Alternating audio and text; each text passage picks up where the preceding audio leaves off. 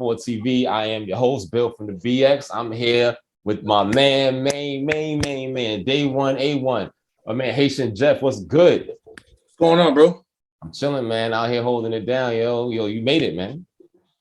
I hope so. You made it, man. You made it. Shouts out to you, man. How you been? I've been good.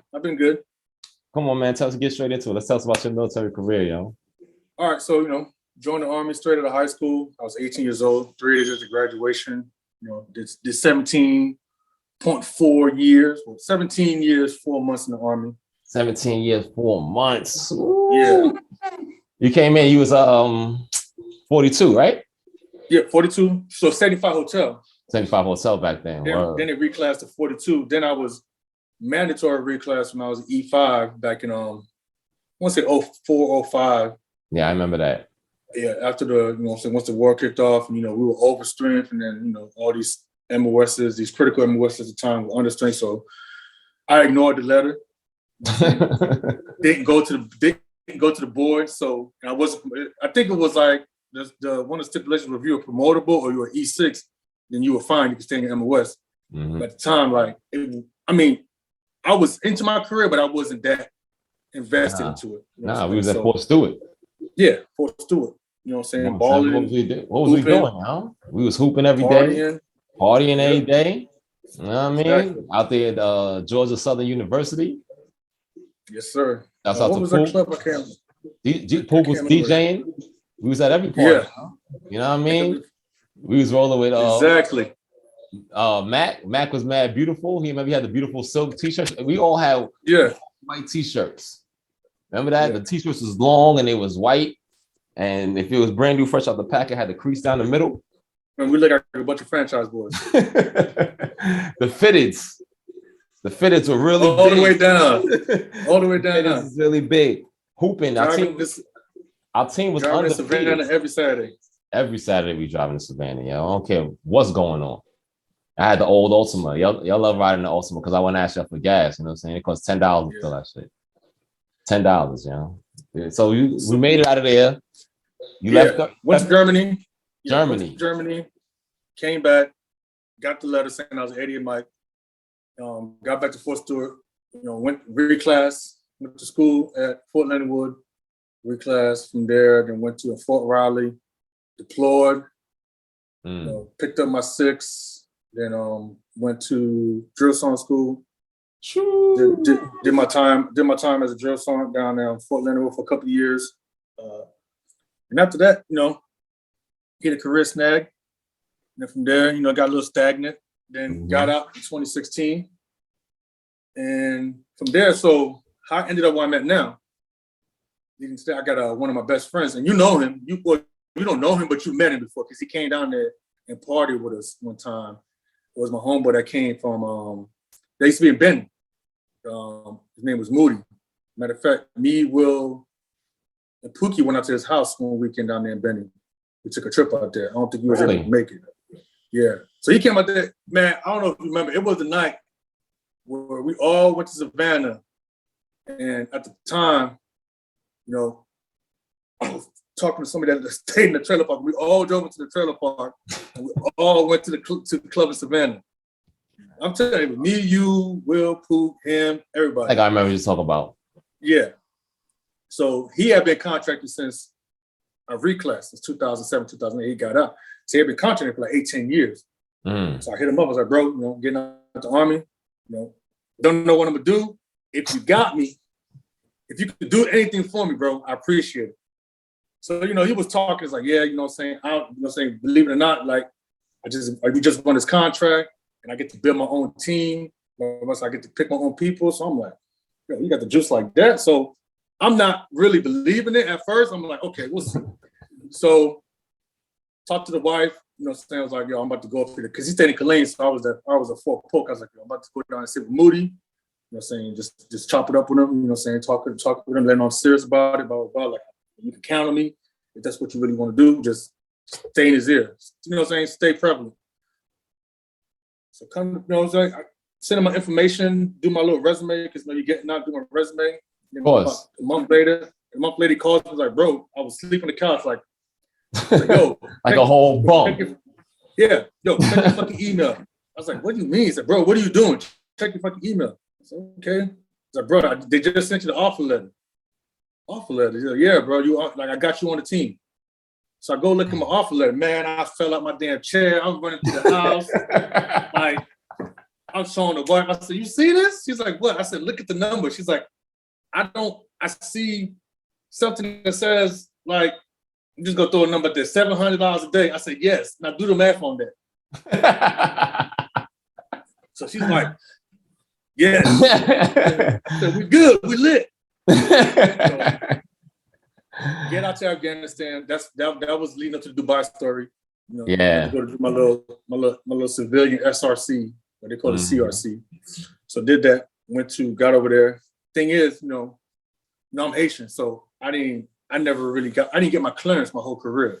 Yeah. First, I had to get my citizenship. That took about 8 years. Because sometimes I had to leave work when we was in Georgia. Yes, I remember that. Do my fingerprints and all that. So I didn't get my citizenship till my 10th year in the Army. When I you were stuck in Germany for a little bit because of that. I was stuck in Germany too, so everything stopped, came back, the PCS, and got to restart over with a new. Let's talk about that real quick because a lot of people don't know. So if you don't know, you can join the Army without actually being a citizen, without having your actual citizenship. But at some point in time, you'll hit your visa. Is it your visa expires? Well, yeah, your visa expires, so you got to get a visa. But I'm not sure because it's been so while. I'm not sure like if everything freezes because you're an American soldier now. Yeah. And then you're going through the citizen process, so you're good. Because I had a green card. I had to have my green card was active when I came in. Yeah. But I don't know how long a green card is good for anymore. Maybe like 8 to 10 years. Okay. So I don't know if I had to get another green card to hold me down during the process. But like I said, it took me 10 years for me to swear in as an American citizen. But they made sure you had to stay serving over in Germany though. You couldn't serve here in the States. That's crazy, yo. A lot of people don't know that. They just think once you're a soldier, you automatically good. And at some point in time, it probably was like that. But right now, things is super trash. Yeah, so then you can't get a clearance if you're not a citizen. So those 10 years was washed. I couldn't get a clearance. So finally applied for my clearance, and that took so long, blah, blah, blah. And I was down there in Leonard Wood, then got to Fort Drum, deployed. That the investigation started, and then didn't even get done. Got the Pope, started it, but then I was getting out. Then they said, "Oh no, you got a clearance." So I got the job, and the contingency me having the clearance. Kind of find out I didn't have a clearance, so it was like, "Yo, you don't have a clearance, you can't work on this contract, so you got to go home."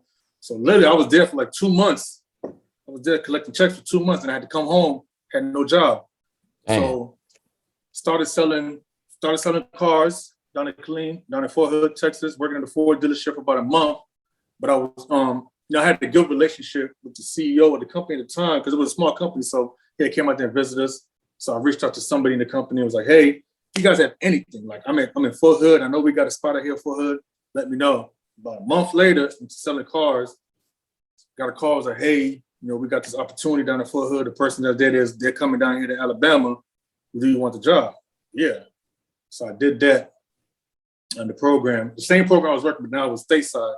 Yeah. So, salary got chopped like in half working in the States, but it was still a decent salary, more than what I was making in the Army. So just making some calls too, I'm sure. Yeah. I mean, I could have done selling cars, but I just didn't like the environment. You know what I'm saying? Like having a lot of people for no reason. It wasn't cool with me. Nah. I don't know if that's the military. Like people coming here buy cars, like, why do we need a lie just to make an extra $200-$300? Like, my simple stuff like a battery. Hey, the battery's going. Oh, tell them we're getting a new battery. Dude buys a car, comes back 2 days later, like, "Hey, where's my new battery?" And I go in there and talk to my manager. "Hey, we're gonna get a battery." "No, we can't get a battery." So now I look like a liar. You know what I'm saying? Now it's like that's where the stigma comes in as all car salesmen as a trash. Greaseball carsman, house salesman. Yeah. Like, I mean, I could have done good. I could have popped off 6 figures, but then the hours that you put in every day, 12 hours, 5 days a week away from your family. You and I know we've left work to go buy a car before. Yeah. And being there all night till 8. Yeah. You there from 8 to 8. You there from 8 to 8, one day off during the weekend and then you off Sunday. So We hear all the kids in your background. We hear all the kids in the background, so we know you ain't got time for that, yo. It's mad kids. Yeah, so mad Haitian kids. I can't do this. So I mean, shout out to my boy Smitty. You know, Smitty's record finance. He's been doing it for years. That's his thing. Like that's all his lane. That's his lane, though. Like he's that grease ball. He loves that shit. He loves that shit. Smitty cool dude. Smitty, my boy. I gotta chop it up with Smitty, yo. We gotta get him on. I gotta get him on, yo. Smitty smelled ice cream to an Eskimo, man. It's like it's just the thing. He was. I knew he was a real hustle man when he was selling meat out the trunk of the car at PT. He was selling meat out the trunk at PT. Smitty sell anything, man. That's my dude. He's done. He's literally like 2 hours away from me, so we chop it up, man. We always talk when big fights come up and stuff like that. Always keep in touch. That's what's up. That's what's up. All right, so you out of the military, 17 years and so many months, you going. Yeah, contracting. You making things happen for yourself. Mm-hmm. Like, when you first got out after 17 years, what did you think? Did you deal with any like depression, like anxiety, any of that stuff? Because it could be difficult, man. You know, I was diagnosed with PTSD. The percentage is pretty high. Yeah. PTSD, like I self-referred myself before I got out. And it wasn't like to get ahead of the curve. Some of it was to get ahead of the curve, like for my VA disability. But at a point in time, I had been a platoon sergeant for like 4 or 5 years, and I was burnt out. Like I went to my first sergeant, I was like, look, I can't do it no more. Like I feel like my words are falling on deaf ears. Like all I'm doing is yelling every day. NCOs ain't paying attention to what they're doing. Soldiers can give two less. Like I'm gonna put my hands on somebody if you just gonna give me something, you know. And it literally happened because there was an incident where I got into it with one of my subordinates about signing his evaluation, and he refused to sign it. But the way he went about it was just so disrespectful that, you know, Bill, you know me, you know, I sort of lost it, you know. He took off walking away. I took off behind him. You know, we screaming the same at each other. The first one's there. The commander's there, like, what is going on? The first one's like, it's just Lavelle being Lavelle. I looked at him, I said, Tom, I told you, this is what I'm talking about. I can't do this no more. Like, this is it. So they finally moved me. You know, I checked myself into behavioral health for anger management and stuff like that. Sat down and talked to them. And to anybody that is dealing with it, like, I understand the stigma, especially for me as a leader. Yeah. Like, I suffer with the stigma. It's like, oh, Son Lavelle's got another appointment today. Yep. Yeah. At that point, I didn't care. It was about me. Exactly. It wasn't about, you know, coming to work every day and giving the Army 100%. You can still do that, but still take care of yourself. Sometimes you got to take a knee and drink water, yo. Yeah, take a knee, drink water. So I did that, and with doing that, it helped me too when I got out as far as my rating and stuff like that, because you know all my stuff is documented. That's why a lot of soldiers don't think. They wait to the last minute. It's like, oh, let me go ahead and talk to this person now. I was like, no, if you're feeling it and it's legit, go talk to someone. Hey, that's a fact. That's a whole fact. Another thing, last thing before we get out of here, yo, I want to talk to you about your journey with your weight loss. I think there's a direct correlation with depression and people who suffer from depression/anxiety and weight gain and weight loss. Because before you can lose weight, you got to love yourself. You got to look in the mirror and love yourself. You've always been a conceited, arrogant dude when it comes to your looks. You know what I'm saying? I guess. Ain't no I guess, son. I mean, we be going to the club back in Stewart days. I was the best looking one of the crew. Okay. Like, all right. Between me and Poop, who is it? I mean, I thought my waves was spinning. No, like we in Georgia, like Poop, it was like Poop, you, Boogs, y'all had the waves. I couldn't compete. You know, my age, I couldn't keep waves to save my life. I couldn't dunk. Y'all would have better hoopers. all I had was my swag. So put it all in there. So that we're clear, we understand you remove yourself from the lineup of the basketball team because you know, it's just, you know, but you would still patrol the sidelines on your Pat Riley shit. Yeah. So when you come to the game, I was a decent coach. When you come to the game, nobody was listening to you. I wasn't listening to you. You no, but I was. You only coach defense. You only coach defense. You said 2-3 or man.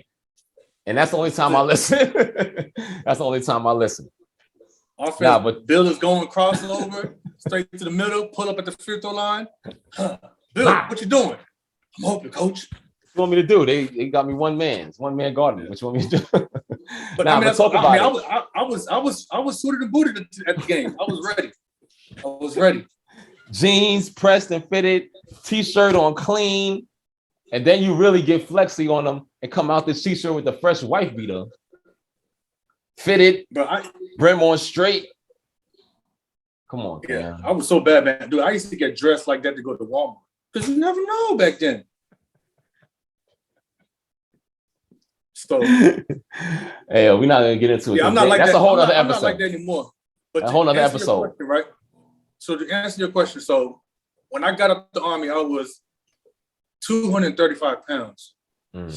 And I think basically my lifestyle and just the way I was moving, I ballooned up to 270.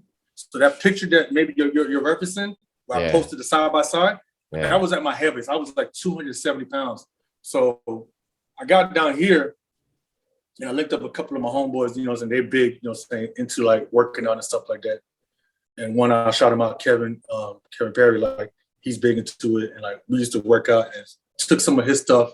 You know, I got a gym here and stuff like that. So just working out and kind of changing my diet. Like I'm not a healthy eater, but I just doing a protein shake for lunch or something, that like meals, like skipping meals and stuff like that. Like, you know, I'm not into intermediate fasting and stuff like that and stuff like that. Like I gotta eat, and when I eat, it's not the healthiest thing. But I've learned it's about, like Kevin was telling me, it's about what you put in your body too, and how much of it you put in your body. Like, don't do the fried chicken every day. Maybe do a grilled chicken or stuff like that. And then Marky started cooking salmon. You know, I'm sorry, I've already pronounced the L, but I'm terrible at it. Like I don't know. I gotta catch myself. So she started cooking fish and not frying it. So we kind of took the fried food out of our diet a lot. Okay, nice. Was eating out and grabbing something quick. So we didn't fry chicken at the house anymore. Everything was grilled. Fish was grilled. You know, I started eating a little bit more vegetables. You know, I never ate vegetables, and she got the boy. She got your boy in spinach. You know, she made it to a way where I can take it and stuff like that. So that exercising, me and her going to work out in the morning, I lost like 30 pounds. Nice. 35 pounds. So I'm sitting right now at 245. My ultimate weight is to get back to like 235, 220. I'm never going to be that 200 dude that I was when I was a child. But another thing that kind of made my weight fluctuate, like when I went to drill school, I gained 15 pounds. Like I went from 200 to 213, and I was it. Like once I broke 200, there was no getting back to it. So you can. You just got to stay in the grind. Yeah, that's true too. You got to stay the course, because I struggle. I mean, like I see you, like you're older than me. Yeah. But you move like you're younger than me, because like you're steady, like constantly moving, bro. Like I spend more time by myself, man. Yeah. Yeah. I spend more time. You was doing boxing for a minute. I think it was it mixed martial arts or? Yeah, I used to train at the gym because of the because in drill sergeant school we did combatives, and we did it before that, but it wasn't as fun. We was doing the slap contest and all that crazy nonsense. Combatives in the early days, like 05, 06, that was wild. That was wild. I don't know what we was doing. That was crazy. So when I got into drill sergeant school, well, yeah, I've still been hooping. I hooped yesterday with my I had a Saturday morning team, and I think I'm done, man. I think it's over. I can't hoop with this. I think I'm gonna hoop with 30 over and 40 and over. No, you can't. You can't hoop with young kids. The last time I hooped was with some teenagers, high schoolers, and they would just run up and down the floor shooting threes. I was like, I can't play like this. Man. Thank you, Steph. Thank you, Steph, for this, for changing the game, because the big man is obsolete. It's over. You know, in our area, like I say, normal people. I'm a big man. At 6 feet, if you're 6 feet and over, you're a big man when you're playing pickleball. Yeah. I'm like, the ball is not coming to me. Dude, this young boy yesterday, 22 years old. He took off from the baseline. He caught the ball. He was on the move, but when he caught the ball, he had 1 foot out of bounds, and I'm thankful the referee called it, because he took one dribble, 1 foot out of bounds from the sideline. He came down to the baseline and dunked that shit so hard. He blew right past me like I was a cone. You know how they be doing drills and they be having the cones? He blew past me. Yeah, that's when you know. That's when you know it's done. and dunked it so hard on my teammate. I felt so bad. He was like, yo, you couldn't cut him off? And I was like, no. I gave it all I got. I gave it all I got. One dribble, changed directions, and took off from the baseline and dunked. I was like, yo. That's part of time. Because my man Shan was like, yo, remember you used to move like that? That's what you used to do. I was like, I did? That's what you used to do. It was like, yo, you used to move like that. That's crazy. You had a crazy, what's it called? Hop step. The hop step used to, yeah, I do remember that now. I used to create space. I used to use that to create space. Those days are over, fam. Now I'm catch a shoe guy. You had a wired ass crossover. I don't know why they can't get the ball from me. Like you put the ball out there, but it's Yo, Haitian Jeff. I wouldn't say it was God Sham God-esque, but it was slow. It was slow and wide. Booger's crossover was more compact. Like his was like in and out. And then he wanted to be physical. He wanted to get Bookie's had the widest, but Booker was. Well, Pook got the one-handed crossover because he would never complete it. It would be like,